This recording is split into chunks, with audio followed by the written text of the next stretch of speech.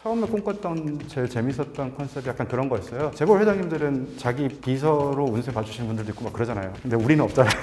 내 주머니 속의 도사님처럼 언제든지 꺼내서 볼 수 있고 자기 비서처럼 운세를 쓰고 활용하시는 분들이 계속 늘어나시는 거고요. 그런 면에서 오프라인과는 좀 다른 경험이고 더 많이 더 자주 공간의 제약 없이 저렴하게 쓸 수 있고. 안녕하세요. 포스텔러 서비스하고 있는 운칠기삼의 공동대표 심경진입니다. 안녕하세요. 운칠기삼의 공동대표 김상현이라고 합니다. 저희는 포스텔러라는 서비스를 통해서 사주, 별자리, 타로 같은 오래된 운세 콘텐츠를 시대적 배경이나 기술적 혁신에 맞춰가지고 서비스를 하고 있는 회사고요. 1000년째 즐기고 있는 베스트셀러인 운세라는 콘텐츠를 모바일로 소비하는 많은 콘텐츠들이 있는데 거기 환경에 맞춰가지고 혁신적으로 좀 만들어 나가고 그걸 발전시켜 나가는 일을 하고 있습니다.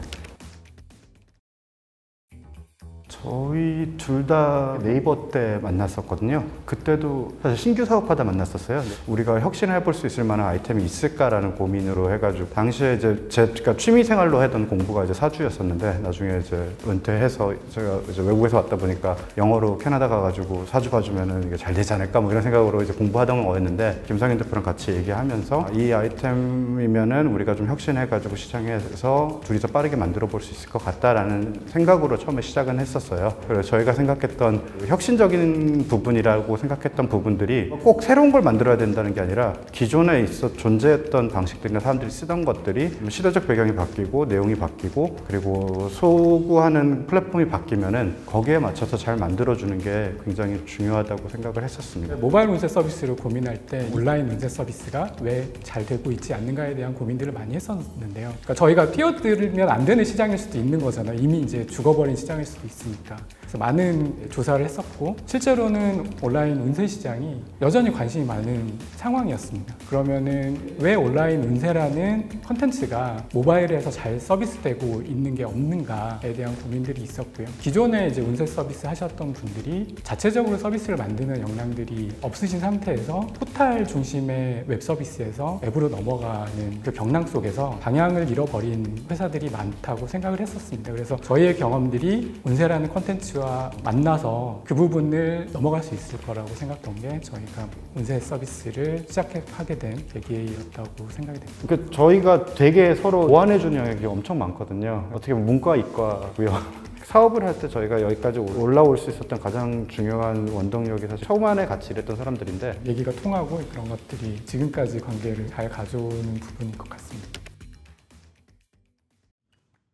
운세 서비스뿐만 아니라 웹에서 모바일로 넘어가면서 기본적으로 많은 산업에서 도태들이 일어났다고 생각을 하거든요. 웹 서비스에 비해서 앱이 되게 어렵다고 생각하는 지점은 기존 웹은 포탈 기준의 서비스였습니다. 그래서 포탈에서 누군가가 주목을 받기만 하면 그 서비스는 포탈을 메인으로 해서 충분히 트래픽을 받을 수 있었거든요. 근데 앱 서비스 같은 경우는 각각이 되게 커다란 섬이라고 생각됩니다. 그래서 중심이 없어요. 많은 서비스들이 기존에 없었던 서비스가 아닌데도 모바일에서 다시금 그것들이 재발견되는 이유가 웹과 앱이 가지는 환경에 굉장한 괴리가 있기 때문이라고 생각이 됩니다. 김상현 대표가 얘기한 것처럼 옛날에는 네이버를 통한 트래픽이라든지 검색을 통한 트래픽 이런 것들이 되게 중요했다라 그러면은 앱 서비스 시대에서는 공유되지 않으면 콘텐츠가 존재하기가 되게 어려웠어요. 그래서 뭐 페이스북을 통한 공유라든지 지금 트위터를 통한 공유라든지 당시에는 그런 공유 서비스들에 올라갈 만한 콘텐츠여야 되고 거기에 맞는 포맷이어야지 이게 동작을 했었거든요. 그래서 저희가 되게 집중했던 부분은 처음에 모바일 웹을 런칭했더라도 이게 페이스북에 바로 포스트를 올릴 만한 그런 형태의 포맷인지 그런 UI와 UX를 갖추고 있는지 이런 것들이 저희가 되게 초반에 집중했었던 영역들이고요. 웹은 화면이 크지 않습니까? UI UX적인 부분이라고 생각을 하면 웹 같은 경우는 큰 컨텐츠를 충분히 담아낼 수 있는 구조이기 때문에 길이가 충분히 긴 컨텐츠라고 하더라도 충분히 수용성이 있습니다. 하지만 모바일은 화면 자체도 작기 때문에 그 부분을 어떻게 우리가 핵심을 깔끔하게 전달하는가가 훨씬 더 중요해졌다고 생각이 되고요. 웹툰 같은 경우도 모바일 환경이 지속되면서 좀 더 간결하게 컨텐츠들이 만들어진 사례라고 볼 수 있을 것 같습니다. 우리나라에서는 운세를 돈 내고 본다는 거에 되게 익숙하세요. 복채라는 말 자체가 해외에서는 그 단어를 대체하기 어려울 정도로 굉장히 익숙하신 단어고, 그러니까 초반에 저희 서비스가 커뮤니티에서 떠가지고 어떤 분이 재밌다라고 올리셨어요. 근데 거기에 댓글로 10,000건이 넘는 복채라는 단어가 붙더라고요. 그러면서 사람들은 좀 더 진지한 컨텐츠를 볼 때 돈을 낼 용의가 얼마든지 있구나라는 것도 제가 알 수 있었고요. 또 하나는 저희가 이 서비스를 하기 전에 웹에서 옛날에 네이버나 이런 데서 운세를 했다고 했잖아요. 당시 2009년, 2008년 뭐 이럴 때 연간 매출이 1,000억이 넘었어요. 그 큰 파이의 시장이 모바일 앱으로 넘어가면서 포털들이나 이런 데들이 UX가 간결해지면서 부가 컨텐츠들이 없어지고 하면서 거기에 컨텐츠를 제공하고 있었던 업체들의 시장이 작아진 것뿐이었고요. 여전히 디맨드나 사람들이 운세를 쓰는 거나 그리고 길거리에 이제 운세를 보는 포차나 이 모든 것들은 다 늘어나고 있는데 모바일에서 편하게 결제하고 볼 수 있는 그런 서비스가 없었던 것뿐인 거지. 그래서 저희는 어떻게 보면 되게 자연스럽게 생각했었고요. 저희가 2017년에 서비스 오픈을 하고 나서 처음 유료 서비스를 이제 컨텐츠 한 3개 정도로 오픈을 했었어요. 근데 그 달에 무료로 쓰고 있다가 유료 전환율이 한 8%가 넘게 나왔었거든요. 그동안 쌓아왔던 브랜드 신뢰도 그리고 사람들이 지속적으로 들어와서 쓰다 보니까 운세 컨텐츠를 유료로 써야 되는 부분에 대해서는 더 어렵지 않았다고 생각하고요. 그러니까 이거를 지속 가능했었던 이유는 저희 서비스에서 그렇게 이제 유료로 경험해 보신 분들 중에 50% 정도가 3개월 이내 다시 결제를 하세요. 충전을 해놓고 또 쓰시는데 그만큼 컨텐츠나 그 경험에 대한 만족도가 있었다라고 생각을 하고요. 왜 요즘에 운세를 많이 보냐, 뭐 밀레니얼 젠지들이 왜 많이 보냐라고 하면은 예전에는 사회적 구성원으로서 너의 역할 이런 것들이 되게 중요했었잖아요. 근데 지금은 나의 자아와 나의 개성과 나는 어떤 사람이지가 되게 중요한 시대가 된 것 같아요. 운세는 컨텐츠 중에 유일하게 나를 중심으로 이제 내 얘기를 하는 거잖아요. 굉장히 좋잖아요.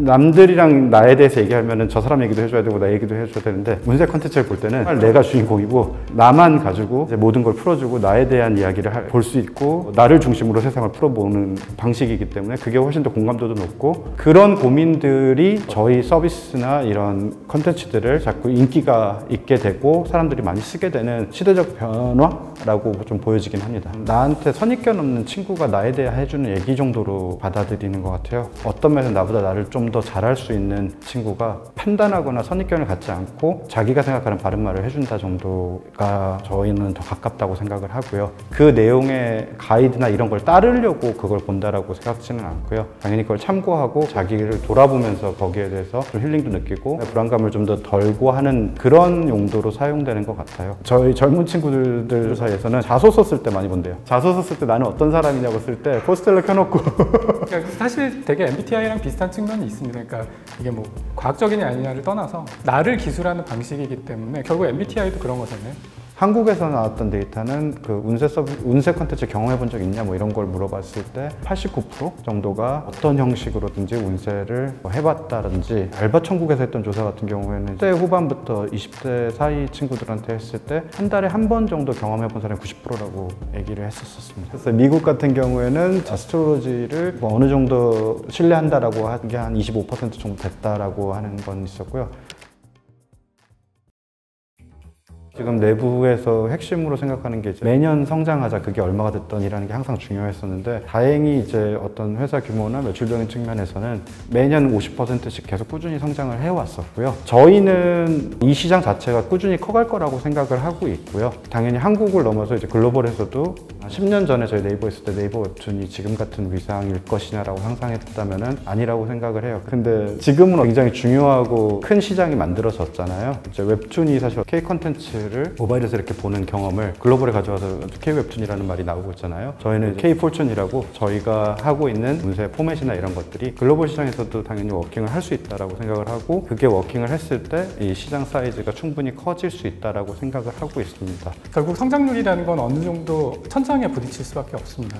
그 천장에 부딪혔을 때 우리나라의 내지는 이 시장의 규모가 어느 정도 되는구나 라고 생각할 수 있을 텐데요. 적어도 국내에서는 저희가 성장률이 꺾이는 시점을 아직은 만나지 않았기 때문에 굉장히 그냥 긍정적으로 더 커져나갈 포텐셜이 있다라고 생각을 하는 거고요.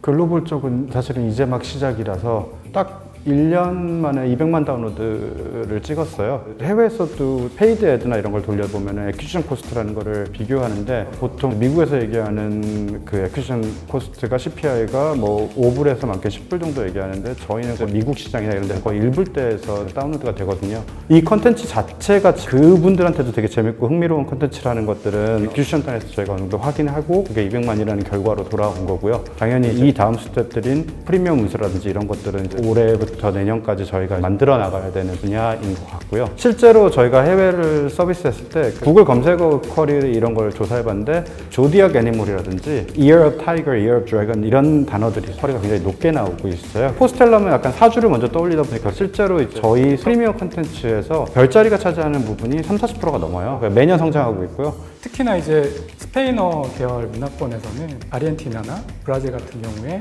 데일리로 점성술로 운세를 뽑는 시장이 굉장히 크거든요. 사주뿐만 아니라 지금 서양에서 경쟁하고 있는 아스트롤로지 쪽도 저희가 경쟁력 있는 콘텐츠를 이미 확보하고 있어가지고 저희는 도리어 사주가 있다는 걸 경쟁력이라고 생각하지 사주만 하는 앱이라고 생각하진 않습니다. 앞으로 어떻게 잘 로컬라이즈 해가지고 나갔을 때 해외에 사실 이런 서비스가 없다 보니까 충분히 경쟁력을 가져갈 수 있다고 저는 생각을 하고 있고 그 실험을 지금 하고 있습니다. 포스텔러는 나보다 나를 더 잘 아는 친구다.